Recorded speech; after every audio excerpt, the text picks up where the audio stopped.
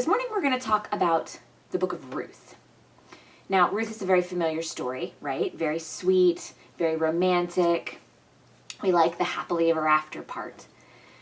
But one thing that we have to recognize when we come to the book of Ruth is that it isn't really just a love story.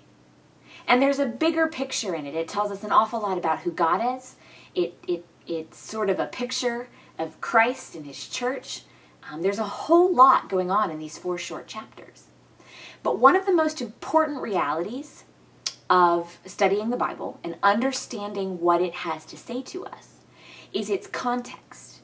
If we take a story or a verse or a chapter out of context, out of the flow in which it was given to us, we not only potentially miss what God is really saying to us, but we very much potentially add in a bunch of stuff that's not there. So in the Bible, the book of Ruth comes right after the book of Judges, and it goes right into the book of 1 Samuel.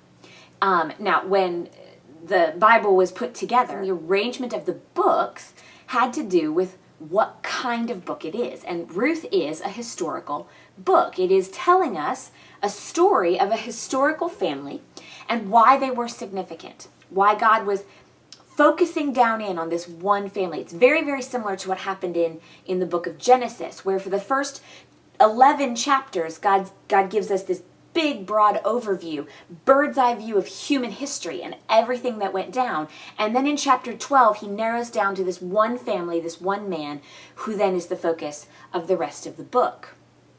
The same thing is what happens here. So the book of Judges is this bird's eye view, this overall history, big jumps between pieces of information to keep the pattern going so that we can see what the historical pattern is. And then right at the end of that book, when it really couldn't get any worse, just like in Genesis, in chapter 11, the Tower of Babel, it couldn't get any worse.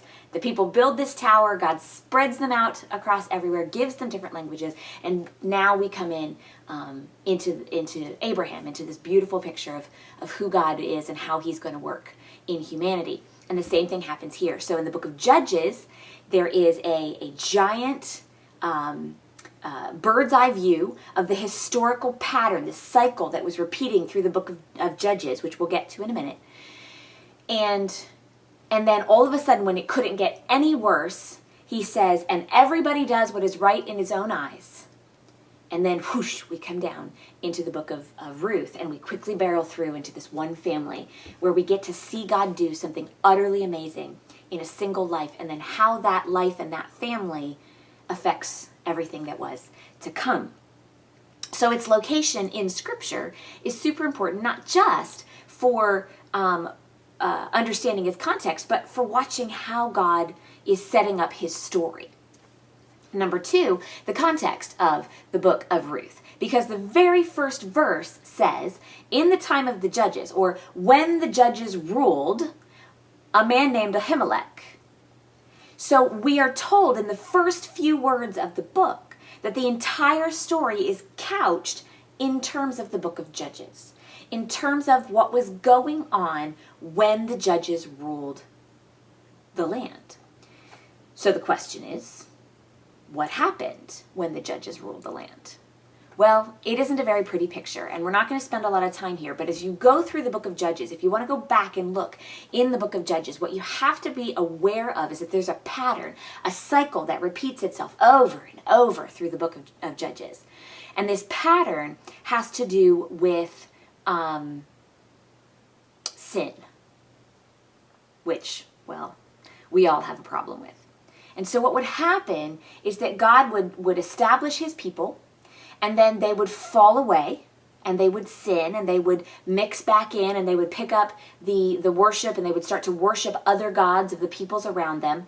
And then God would bring suffering or oppression. An outside force would come in, and they would be enslaved, or they would be taken over by one of the neighboring kings or one of the neighboring nations. And then they would, for decades, be under this person's rule until they finally got so sick of it that they cried out to God for rescue, and every time they did, then God would bring a rescuer, and he would rescue them and reestablish them where he wanted. And this cycle continues over and over. And every time he brought a rescuer, we called them a judge. We call them a judge. And so it's the book of Judges. It's the time of the judges.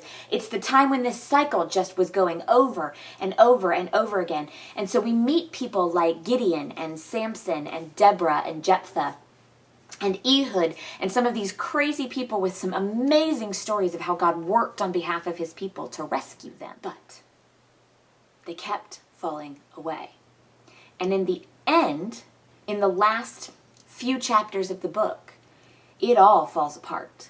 And in this time of the judges, you get these horrible stories. I mean, absolutely horrible. When people tell you that the Bible isn't possibly true, listen, nobody lies about this stuff. The fact that God recorded the worst of the worst that was going on indicates that God is serious about knowing him and about who we are in front of him. Because in these last chapters of Judges, you get stories like a guy who sets up sort of a separate temple in this other place. And then this other guy comes and he hires him, come be my pastor, come be the priest at my house. And so he does. And people are getting killed, and there's a concubine who gets completely, I mean, it's a bad story, really bad, as in like 12 body parts being shipped off to the different tribes. Not a pleasant story. And at the very end, the book comes down and it sort of encapsulates the entire of Judges with one phrase. And everyone did what was right in his own eyes. And that's the theme then of the book of Judges as we look back through it. The whole story can be encapsulated by everybody doing what was right in his own eyes. And then we come suddenly to the book of Ruth. And it says, in the time when the judges ruled, there was a man named Ahimelech. And suddenly the story takes a whole new praise and a whole new direction. And God is going to do something wholly different than anything that he has seen or done, that has been seen or done in the book of Judges up to this point. And so Ruth becomes this beautiful picture of how God works.